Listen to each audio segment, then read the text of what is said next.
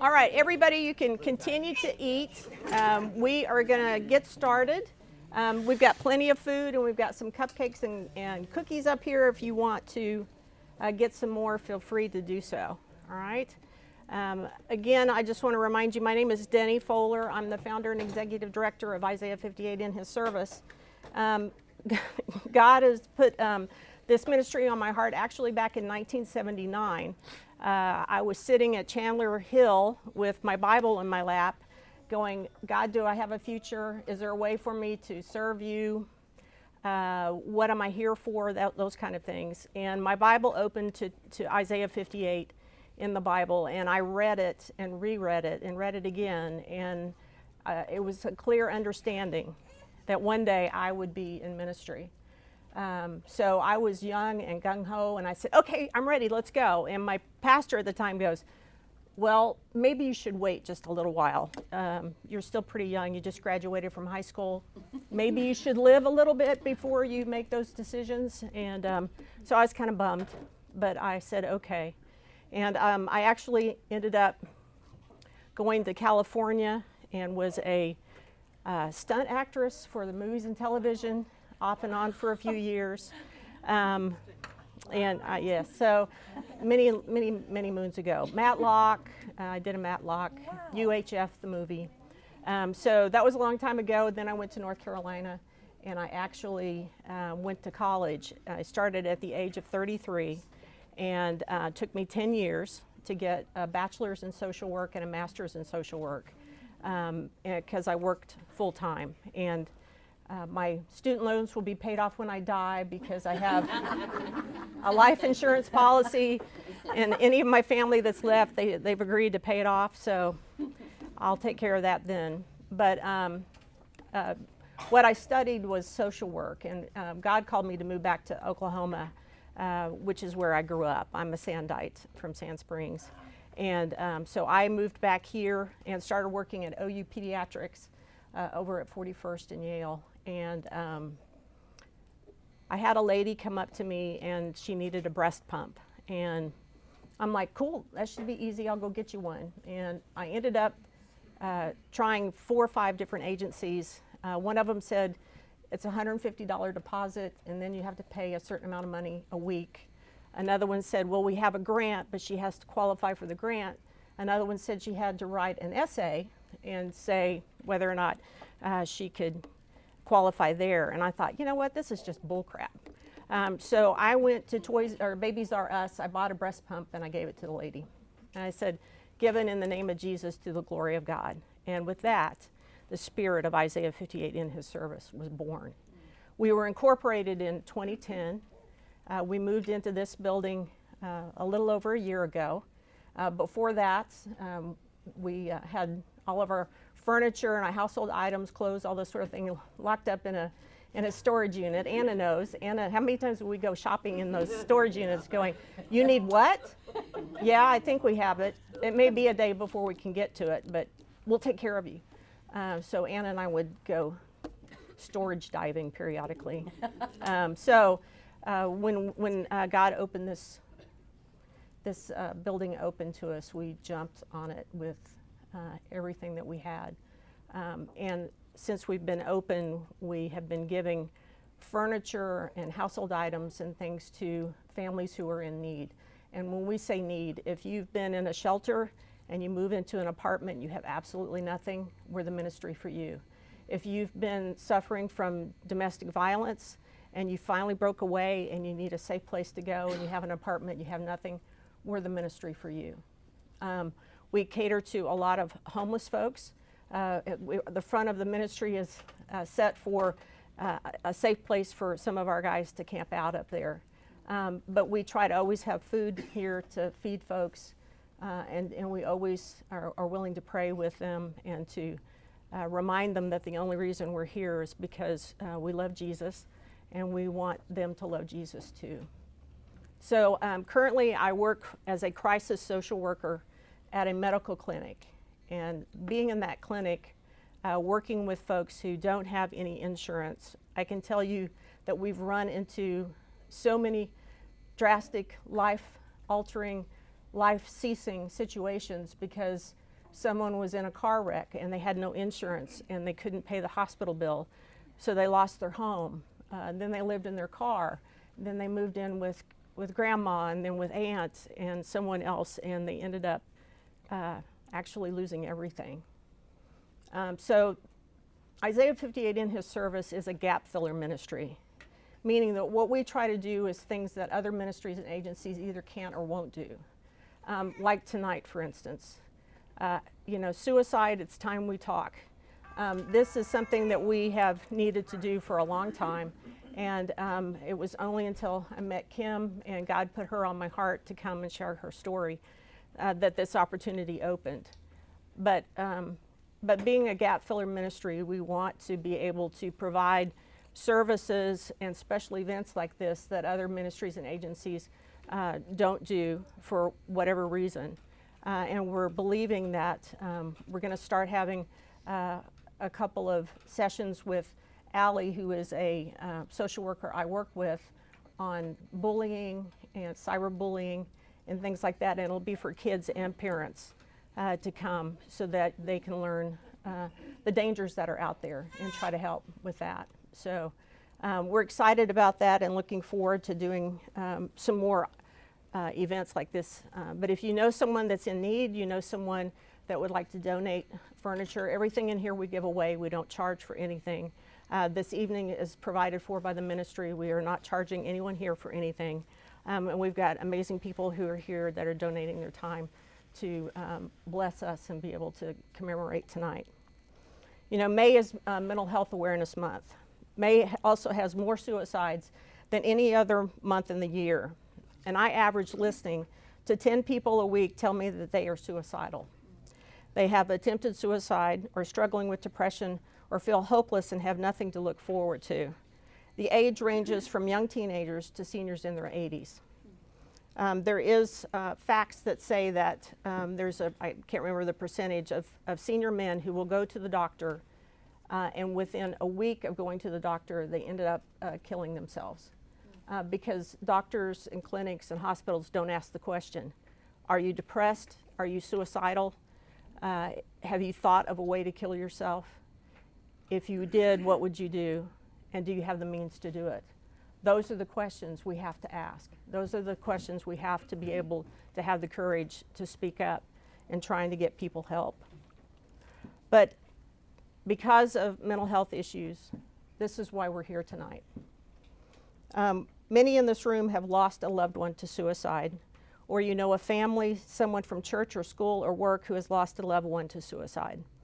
When silence, rejection, and condemnation follow the death of a suicide, we force people to pretend, ignore, and deny the reality that can lead to depression, anxiety, suicidal thoughts, or attempts on those that are left behind. Tonight is a night to remember. We didn't pick Memorial Day weekend by mistake or by accident. We're here because this is what we are supposed to be here for.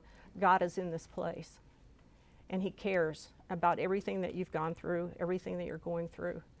And I think that this tonight is going to be a night to learn. It will be a night to empathize, to care, to love. Isaiah 58 in his service is a safe place. You've been intentionally invited to be here. Suicide, it's time to talk. So I'm going to, we're going to change mics, right? Okay. And Kim is going to come up and share. Kim, I met 3 years ago. Probably been about. Yeah. I met Kim and her husband Michael Nolte, who she's going to share about this evening, at the You Are Special house with Mike and Mickey Limery. If you're not familiar with them or with You Are Special, it's not quite a nonprofit yet. They're still working on it, but their son, Jonathan, died by suicide at the age of 16. That's not the only reason we were all brought together. We were brought together to be able to love on our community, to be able to come together and figure out where God was moving and to step into that. And so it was really cool to be able to meet Kim and Michael. And also, many of you probably know, or this table probably knows, but she can sing. Boy, can she sing. And many nights when we would meet and talk and share and pray, she would sing, and it was amazing. But I am so honored and thankful to have her here tonight to talk about Michael's death and what's going on in her life and how she's surviving. Kim Spence. Thank you so much, Denny. Thank you for inviting me to be here, first of all. Thank you for keeping connected to me. One of the things that I have learned in the past little over a year since my husband, who's named Michael, since Michael took his life, is that there is such a value in the people that we're connected with, and that it's important to keep those connections. We mentioned that, Denny mentioned that isolation is a tool that's used to keep you separated, to keep you in your own mind, in your own head, in your own thoughts, and there's danger there.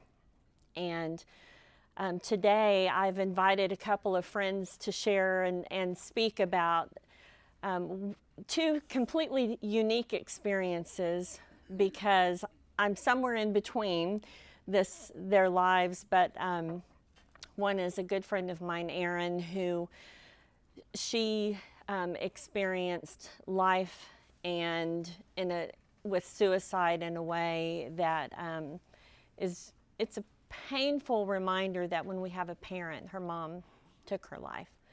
And when we have a parent who takes their life, it's hard to imagine what a child's mind goes through in those moments.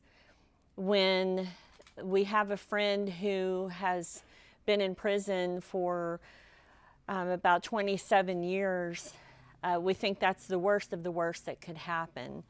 And what happens in that moment where that person chooses life in the midst of those circumstances. So those are two of the stories that you're going to hear about in addition to my story. But I wanted to ask you just to take a moment. I wore my my high waters in case there was water, on the street. But I've been living in an area in Skytook where the water came up this past week and closed off the main in-way and out-way of Skytook. And I've only lived there for about a year, a little over a year now, and I've never experienced that before, where we've had where you feel trapped, where you feel like you have no way of escape. And so we had to do some rerouting, and I'm going to talk about that tonight, part of when your life gets rerouted, what you have to do, what in the world do you do. But if you would just close your eyes with me for a moment, because as Denny mentioned, that some of my life has involved singing, and there's a song, as we talked about rain and wind and storms this past week, that has been on my heart to share with you. My boat of life sails on a troubled sea. Ever there's a wind in my sail. But I have a friend who watches over me when the breeze turns into a gale. I know the master of the wind. I know the maker of the rain. He can calm the storm, make the sun shine again. I know the master of the wind.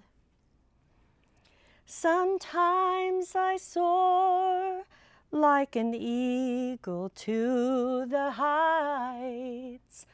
Among the peaks my soul can be found. An unexpected storm may drive me to the ground. It brings me low, but never brings me down. I know the master of the wind. I know the maker of the rain.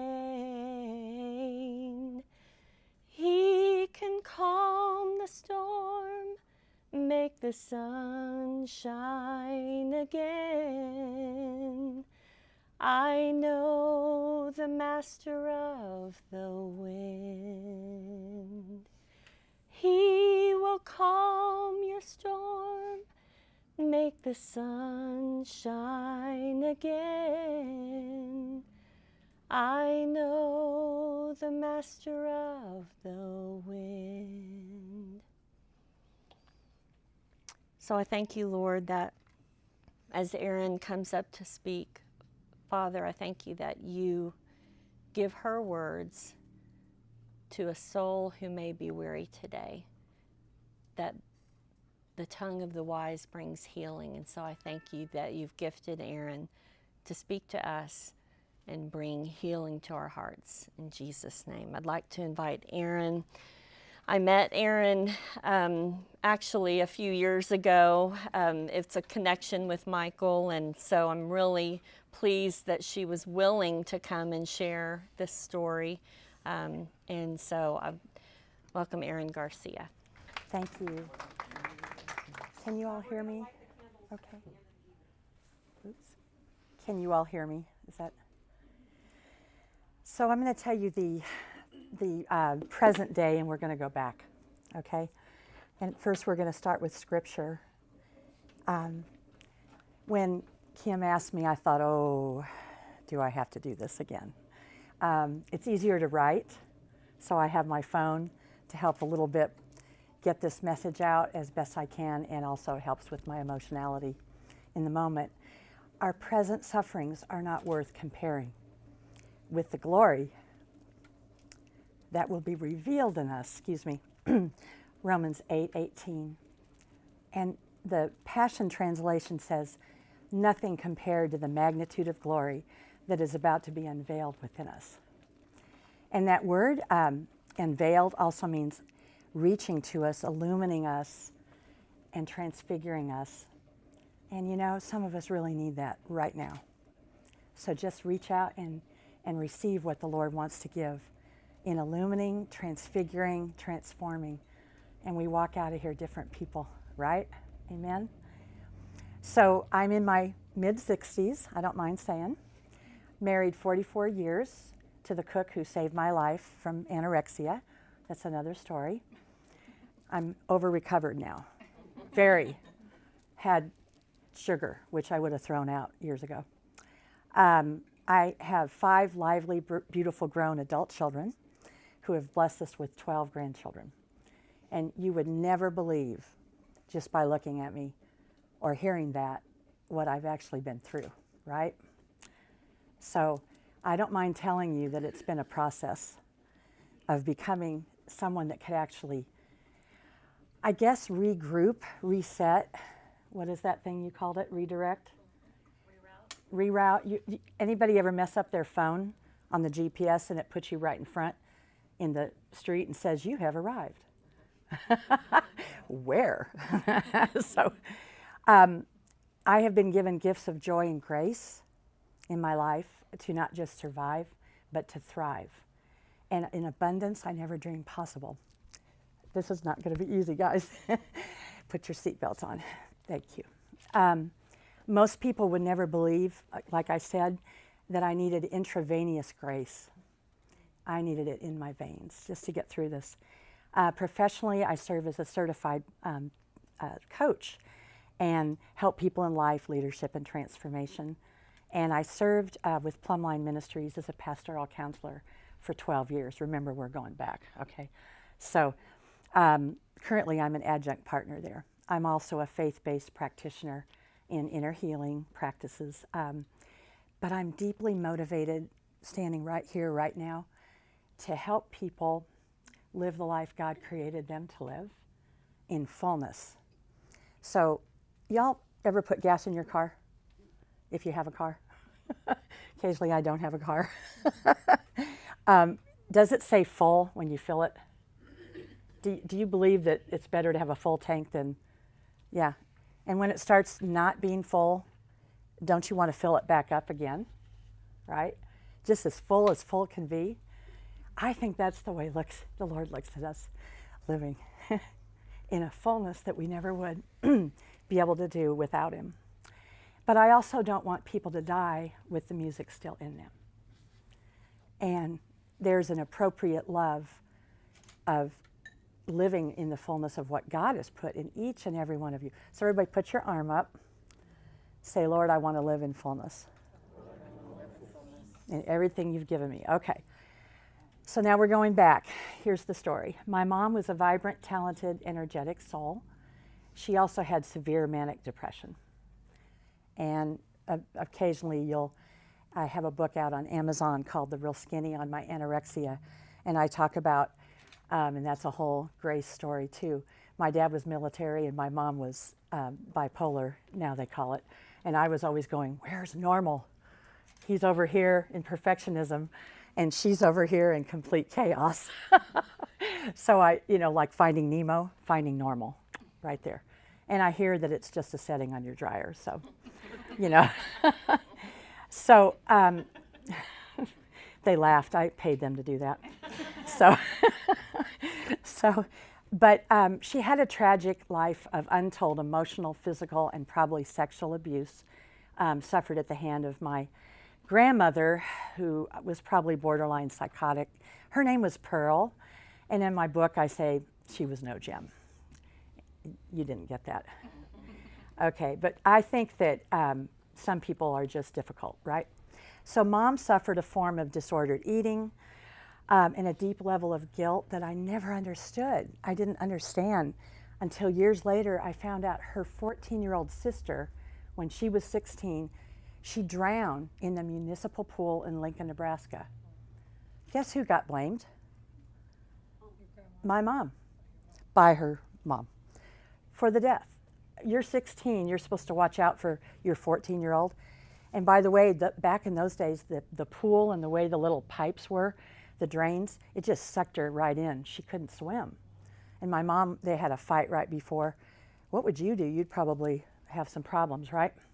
Some guilt. I found out that suicide doesn't usually happen on a sudden impulse at all. We think it does, but usually it's an act that has been rehearsed during years and years of what they call unconscious punitive behavior. So if you start blaming yourself at 14, 16, what's going to happen come a little bit later when it just all triggers up, right? So fast forward, I was at work as a receptionist at 20 years old for a large corporate company in Houston, Texas. Don't ever live in Houston. It's the armpit of the world, but anyway. But in that time frame, I had gone back to Nebraska. I was down in Houston at a big discipleship program, and I would go every night of the week for Bible study. I'm not kidding you, every night. And little did I know I would meet my husband there later. So there's good things coming here. But that I had gone back to see my mom in Nebraska that past Thanksgiving, and she was a mess, dating some really weird old guys. My father, her stability, had died 2 years before that of cancer. So just this whole scenario is starting to implode everything. So I was suffering by then significant anorexia. I was holding my own at that point until later I spiraled down, and that's another story. But it didn't make me in a real good place, right? So I had just experienced getting over my father's death, and I have to pick the phone up at, I can just remember Continental Insurance, may I help you? And and it's my my apartment manager telling me to come to the office immediately that she had some very difficult news to tell me. And I knew immediately that it was probably my mom. I just knew it. So instead of going to her office, I went to my apartment and the police had put a note letting me know, I better read this, this will be easier, to find a letter taped to my door from the police notifying me of my mom's death by hanging in the basement of a mental institution in Lincoln, Nebraska. So the note was left hanging on my door. Instead of a chaplain visit. That was probably even harder than any way they could have told me. She was only 51. And I felt like I always knew she would kill herself. I just knew it. There was something I just could pick up on, but she had no hope left, and she felt desperate and above all trapped and tormented.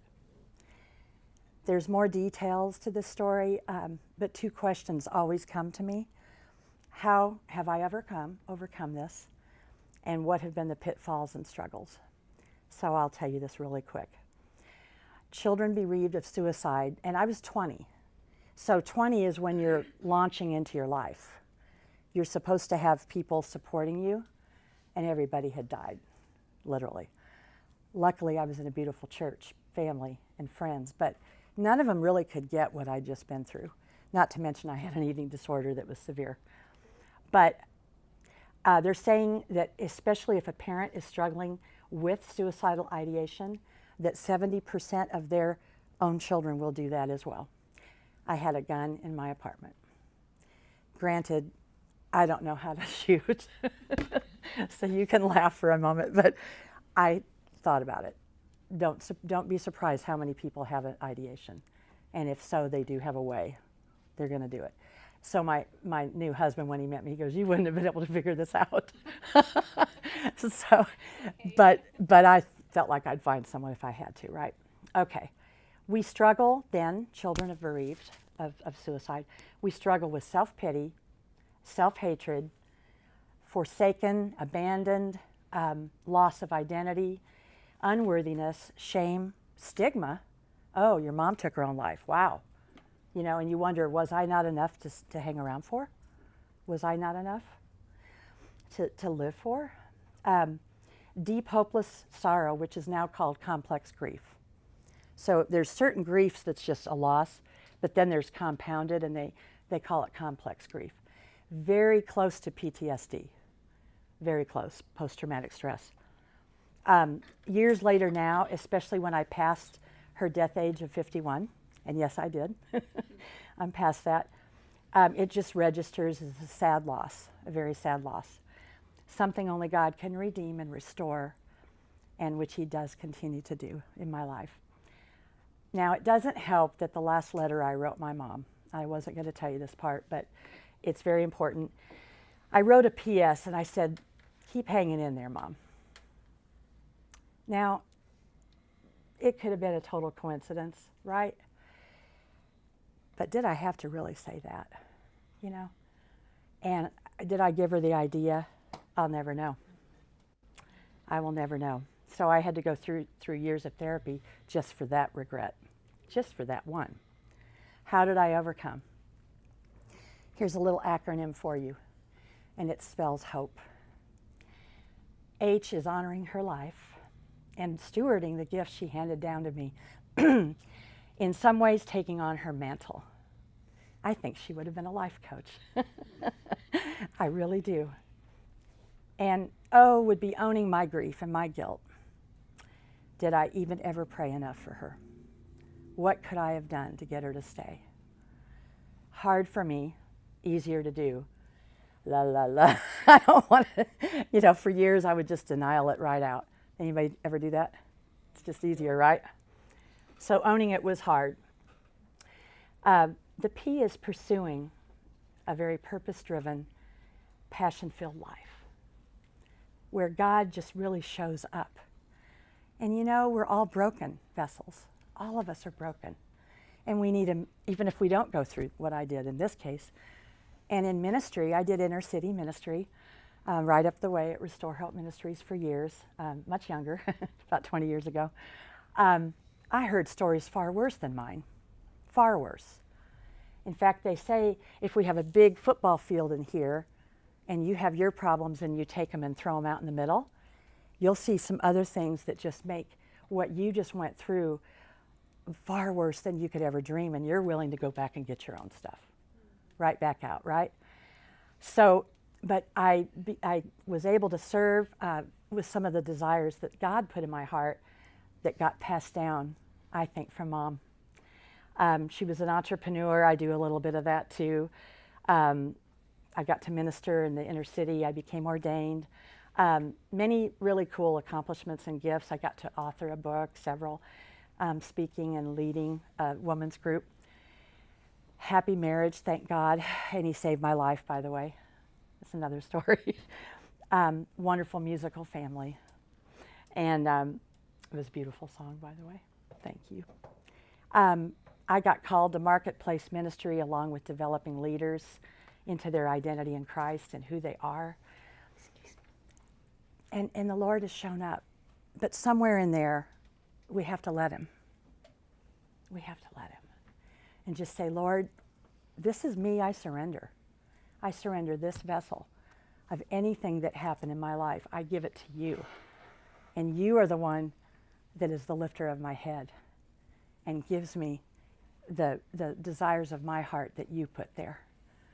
And not anyone in here is exempt from that.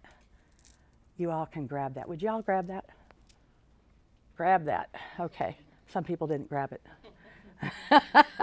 I knew you would. The E. I wrote down here 2 things. Ever returning to joy, very huge for me. God infused joy, saved my life. Comforting others with the comfort that I've been comforted with has been huge. Eternity feels very, very near, always.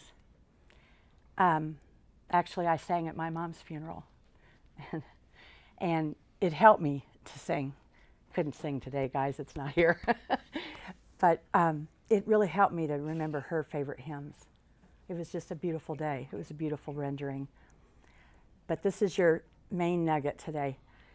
My ultimate solution came from the book called Abba's Child.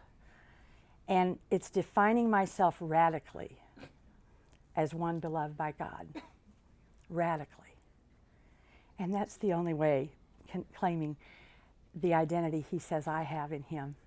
And that's what continues to comfort my heart, even though there was a loss. And she passed away last month, April. So, that's the anniversary month. So, 1975. Thank you so much. So how's everybody tonight? Okay. She talked about reroute, redirect. I got a heck of a story for you. I was actually a police officer, and I was a police officer in Sperry. I got out of the military in 1980. Went to work in Sperry, at Sperry, big metropolis of Sperry, Oklahoma. Worked there for a while, and then I wanted to transfer to Tulsa PD, and I was a auxiliary police officer for Tulsa for almost 5 years. Got brought up on charges on a second-degree murder case, and my attorney said, "No, don't worry about it. There's no way they can convict you. You're not guilty." Well, I believed in our justice system, so went to court, and 7 days later, I was convicted of bodily injury and second-degree murder. And I was given 20 years and a life sentence. Oh, wow. And when she says that whenever you turn things over to God, that your life changes, I'm here today to tell you that's what happens. So I'm thinking whenever I went to prison that my life's over. Being in prison, believe it or not, guys in prison don't like police officers. Yeah. So here's the amazing thing that God does for you. I thrived in prison. Thrived. And I can say that now. It's kind of funny. I look back. God puts you in positions that you'll never imagine being in. That's not what my life was going to be. That's not what I wanted to do. Of course, nobody wants to go to prison. But I made the best of it. we had at Joseph Harp Correctional Center, where I was at Dick Connor Correctional Center for 9 years, and it was like the gladiator school. I see a guy back there shaking his head. Yeah. Yeah, the first 3 months I was there, I saw 3 killings. And I'm like, man, what in the world, you know, what, God, why am I here? I started questioning God. Well, it got to a point where I finally said, God, whatever you have planned for me, I'm clay, mold me, do whatever you want to do. And that's when everything turned around for me while I was incarcerated. I transferred from Connor Correctional Center to Joseph Harp Correctional Center. I was going to college. I got my first degree at Connors before I actually transferred and kept going to school. We had at Joe Harp, they had a mock government, so we had a mayor of the penitentiary, and we had a vice mayor, and then we had representatives on each unit to represent the yard. And I was elected mayor 2 times in a row. It's kind of funny. I was representing the inmates, and I took all of the grievances that the inmates had to the warden. Well, I got to know the warden. We had a meeting one-on-one every Tuesday. So we sat and we talked about issues on the yard, things the guys wanted changed, and what the officers, the COs, correctional officers had, some of their concerns we took to the inmates, let them know, hey, this needs to change, we need to do this. So I was kind of a liaison between both factions. Because of that relationship I had with the warden, his name was H.N. Sonny Scott, I was brought up on parole. I had to discharge my 20-year sentence. I did a total of 23 years in Oklahoma prison. I got the opportunity to go up for parole in 2007, and back during that time, if you went up for parole, you didn't get parole. You may have passed the first stage, and then second stage you have to wait for the governor to sign your parole. That's an average of 6 months. I had a friend of mine that was there with, he had a first-degree murder charge. He went up about 6 months before I did, or 5 months before I did. So I was kind of looking at him. He was kind of the litmus test to see if he was going to make it, then I might make it. But in the back of my mind, I'm thinking, there's no way I'm going to make it, because I've seen, after so many years, I've seen so many disappointments. I had gone up for parole 5 times on my 20-year sentence and denied every time. And I hated putting my parents and my loved ones through that. So the opportunity came up. I saw my buddy, he got denied. And it was about a month before mine was to be signed or confirmed or denied or whatever. So I'm thinking, well, they're going to deny me also. So I'm at work one day. I worked at Oklahoma Correctional Industries. It's a industry within the Department of Corrections, so that the inmates can actually work, make a little extra money. You can put some money back in your account, so that when you do get out, you have a little money to start with. I worked there for 14 years. And while I'm sitting there one day, this was about a month after my buddy Jerry was denied, I got a call. One of the staff members came out and said, Tony, they just called and said, you need to come in and see the records lady. Well, my buddy behind me jumped up, dude, you're going home. And I said, man, don't be burning cornbread on me. I said, I don't believe, I'm not going to believe that. I'm not going to fall into that. And he said, no, man. He said, I said, let's just see what happens, and I'll go in and find out. So I went in during the lunch break and went to my counselor, and I walked in his office, and he stood up from behind his desk. I'll never forget it. Now, you got to remember, I've been in prison for 23 years, and I've come to expect the worst. So I walk in his office, and he stands up from behind his desk, and he reaches over, and he goes, congratulations, you made it. I said, I made what? He said, you made parole. And I said, okay. And my knees got weak, and I had to sit down, and I said, now, Rick, don't play with me. I said, you're talking about my life here. And he said, no. He said, you made it. He said, you're going home in the morning. And he handed me a sheet. We have this little deal. It's a sheet. It's a checkout sheet that you go through and you check out. Got to go to the library. Got to go to the laundry. And when he handed me that sheet, it got real to me.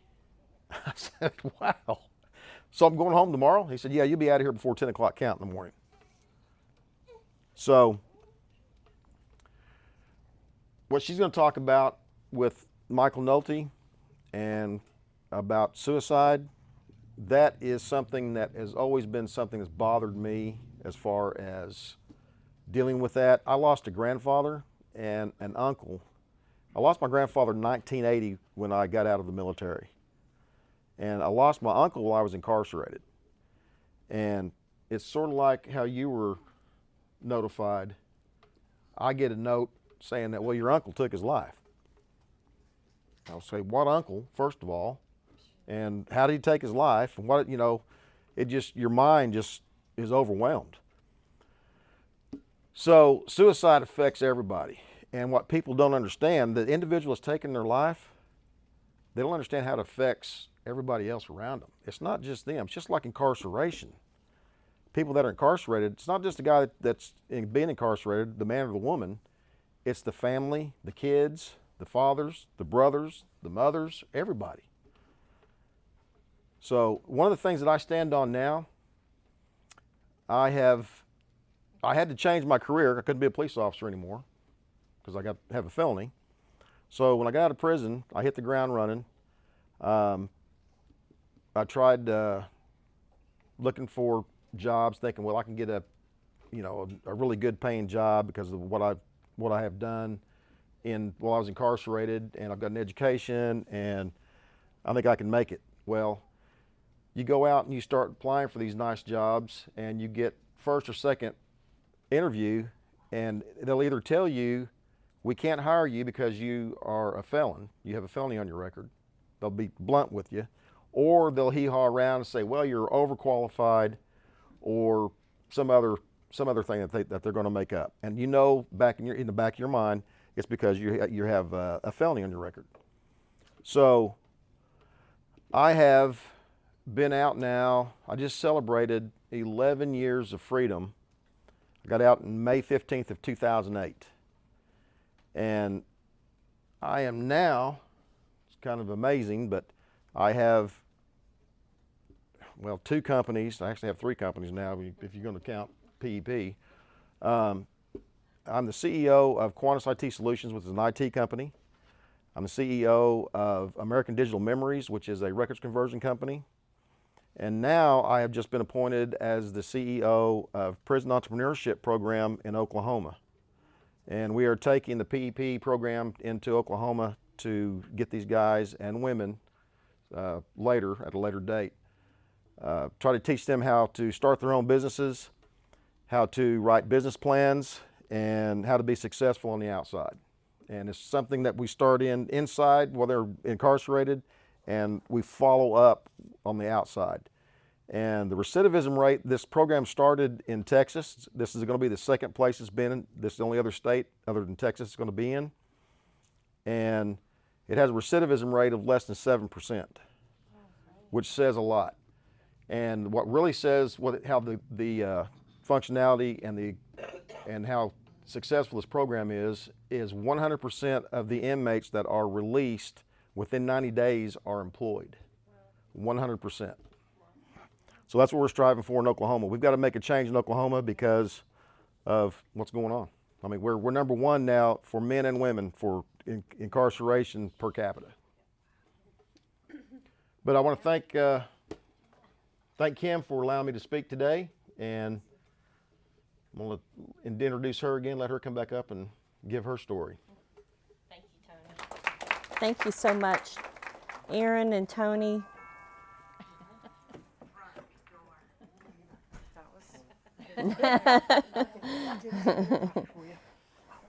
That and it's also amazing because as I began to prepare for tonight, Denny and I have been communicating off and on now for a little bit about this, and I wanted tonight to be what God wanted it to be, and I would ask the Lord, what is it that I'm supposed to bring a message on? And then all the weather and crazy things happened, and and I kept thinking, are we even really supposed to do this? And is this the time?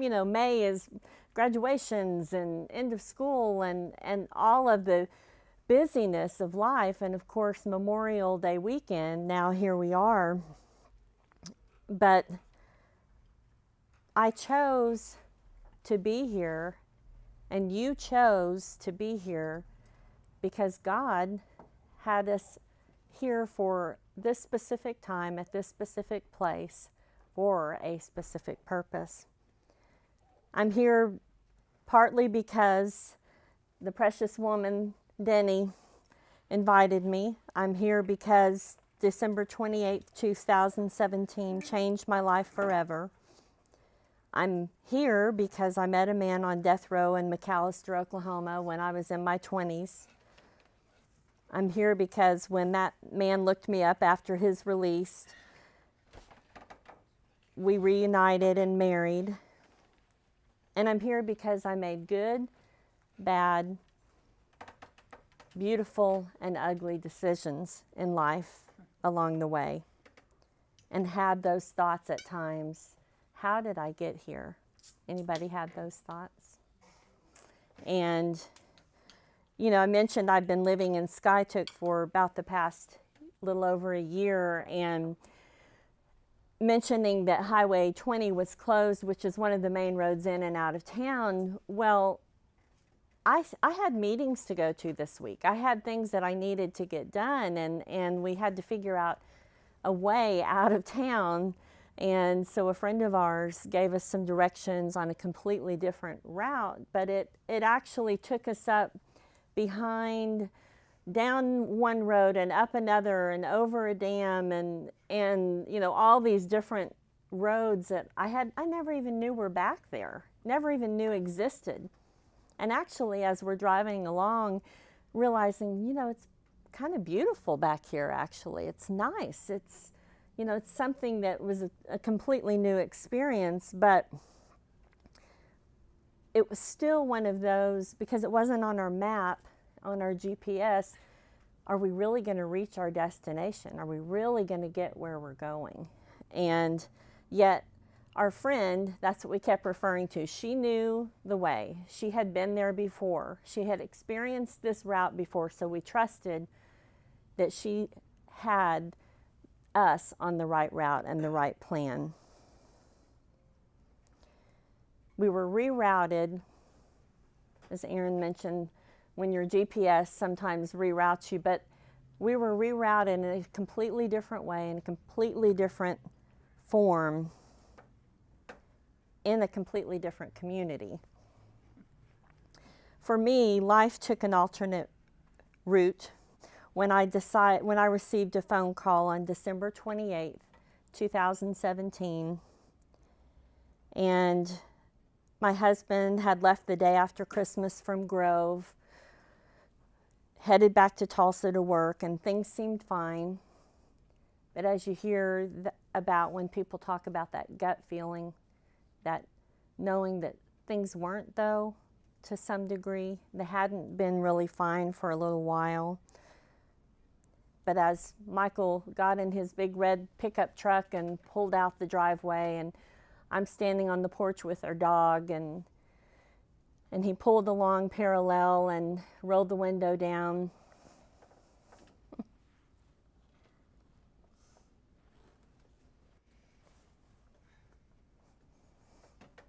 And waved, and we blew each other a kiss, and I picked up the dog's paw and waved to tell him goodbye. That would be the last time that I would see him.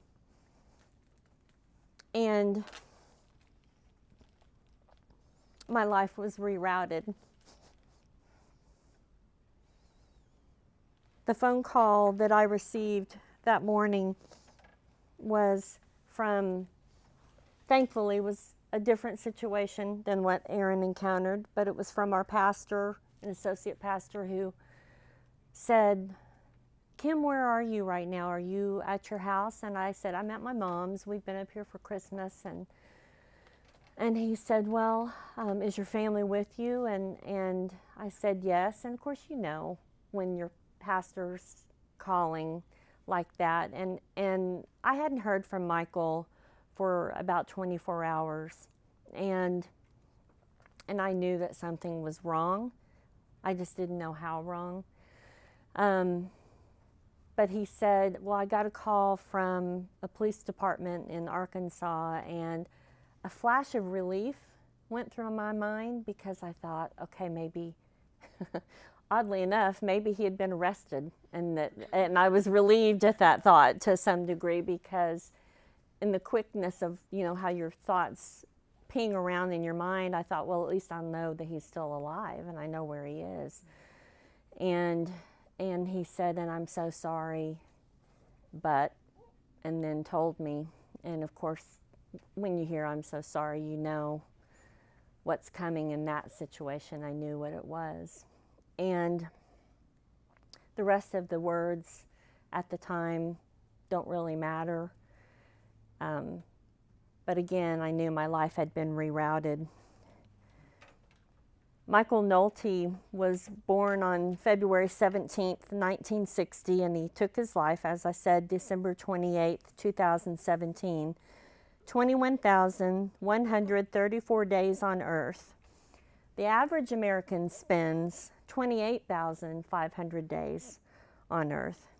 You know, when I first met Michael, I was working at a Christian radio station. I hosted an afternoon talk show, and I was known as Miss Kim, and I had a co-host. His name was Nelson, and we reached a part of our target audience in the state of Oklahoma, reached into the prison in McAllister, and our guest one time was a chaplain who would go in and hold services on death row. As a matter of fact, he was the only person allowed at that time to hold services for death row inmates. And he said, you know, you guys have so many people that listen to you in the prison. They would love to meet you, and I'd love for you to come down and go to a service. And so, you know, I had been in a prison, well, let me clarify that. I had been in a prison with a group of people for, for a choir tour, actually, when I was in high school, but I never had known personally anybody in prison. But we decided to go, and I put my big pink bow in my hair, and you know, this was the early 90s, so I had my big bow and my navy dress, and you know, Nelson and I and the chaplain walked down the run of death row as the guys are, you know, it's like what you see on TV and the movies, or you know, they're putting their mirrors out the bars and watching as you're walking down. And we came to the end of the run, and there was a little bitty room. And they brought about 6 or 7 men in, shackled and handcuffed, but completely free, because they were in love with Jesus, and their lives were completely changed, even inside, even knowing they were never going to get out. And at that time, we met several other men, and then the chaplain said, I want to take you to a special unit where there's a guy who I know he listens to you guys all the time, and but he's, up to this point, has had one of the worst reputations in the prison. And he said, but God got a hold of him, and his life has been completely changed. And so we walked up to the steel door with a little bitty window, and he banged on the door, and this guy came to the window with a big smile and bright blue eyes, and it was the first time I met Michael Nolte. And after that, as I mentioned, we were in our 20s at that time, and after that, he wrote a letter which started more letter writing, and then ultimately into phone calls and visits, and then a relationship. And I'm not here to address how you love someone that's on death row or how you love someone who's in prison, but it happened to me. And time passed, and we ultimately ended the relationship. Life happened, and I married, and I had a son, and I had heard that Michael's sentence had been, actually had gone from death row to life without the possibility of parole, and he had gotten married, and lots of life changes. And then about 25 years after that first meeting, when I walked down the run of death row, I was contacted by Michael, and he came back into my life, only this time we didn't have the glass and the phone to talk on. He was just like this in real life. And time seemed to stand still in those moments, and my life was rerouted once again. Both of our previous marriages ended, and within a short time after reuniting, we were married. New business ventures, exciting speaking engagements, traveling, all these new experiences. And Michael, you could hear him say many times, I have the best life and I have the best wife. And I agreed with him. But we had what seemed to be a really wonderful life at the time. Everything seemed to be going well. However, Michael had learned one thing very well inside the walls of prison. He learned how to mask his pain. Actually, Michael learned very young how to mask his pain. A painful childhood and parental abuse scarred him and set him on a path, a route that he never intended and should be never intended for children. And a life that ended him and landed him behind the very walls that he so desperately tried to be freed from. As I mentioned before, freedom does not mean that you're free. I've known freer men and women inside the prison walls, and right now, as we're talking about this subject, I believe that we're in a war. Suicide is a darkness that clouds the eyes of the spirit to hide the way to the path of light and life.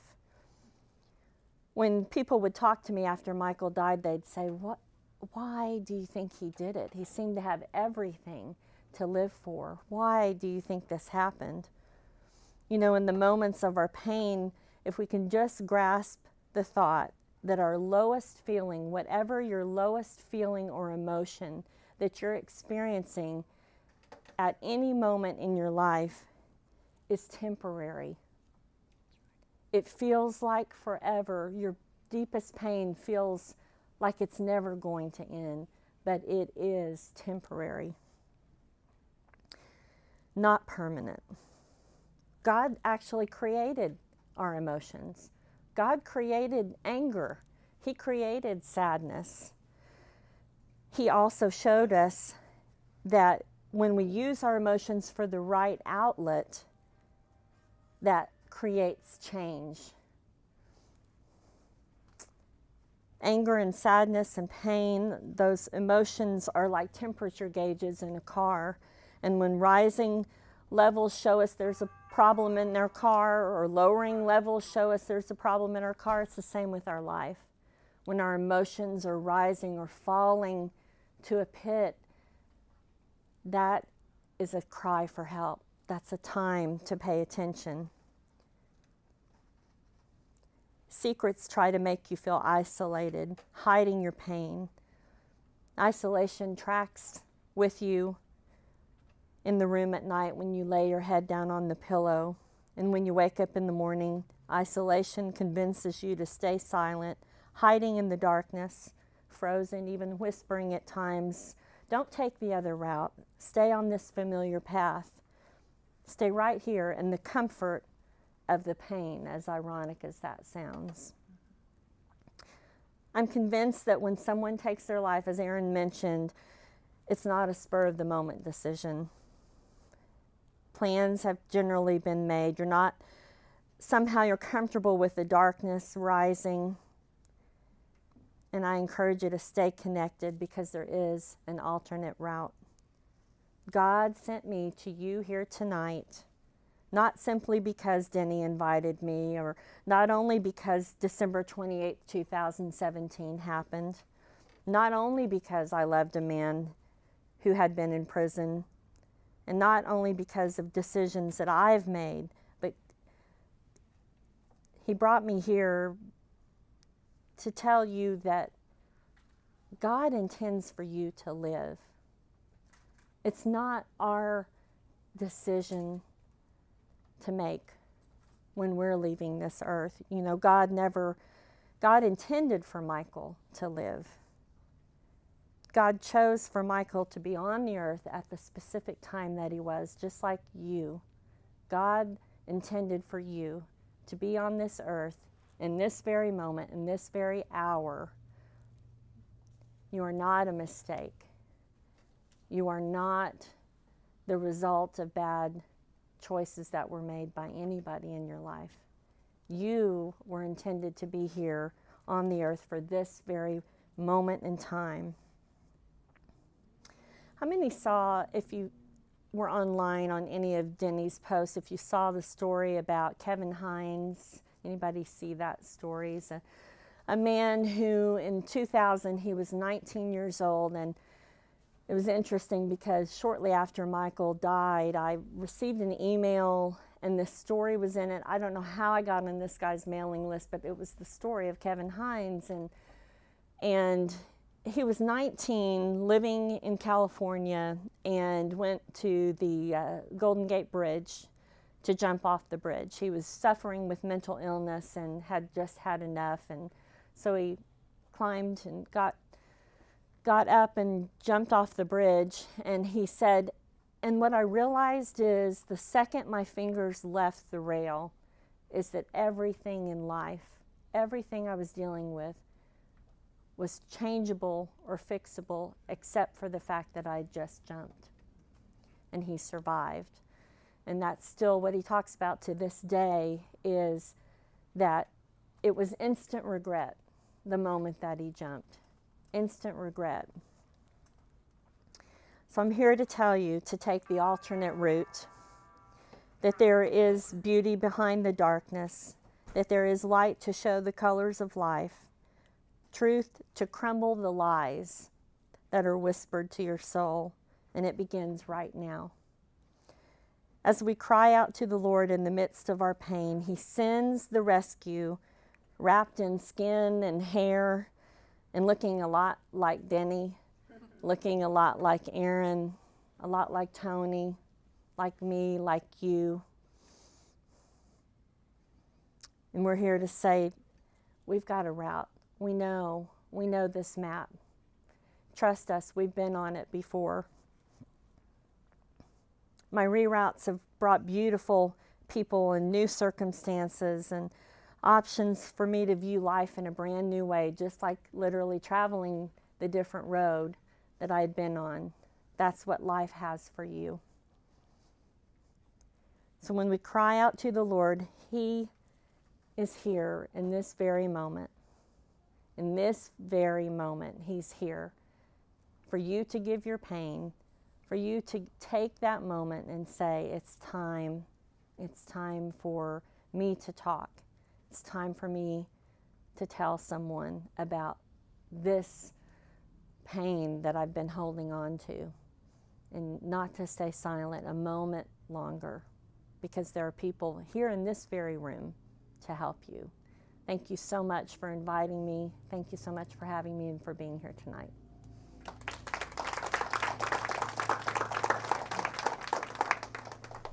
Father God, you are welcome here. You are invited here. Father, I lift up every single person in this room and those that I know that are hurting that couldn't make it here tonight. Father, I pray that you'll put your hand of love and comfort and encouragement on each of them. Father, that you will point them in a direction to get the help that they need, whether it be a listening ear, whether it be therapy, whether it be medication. Father, whatever it needs to be, please point these folks in the direction that they need to go. Father, tonight is yours, and to you we give the praise and the glory. In Jesus' name. Amen. Amen.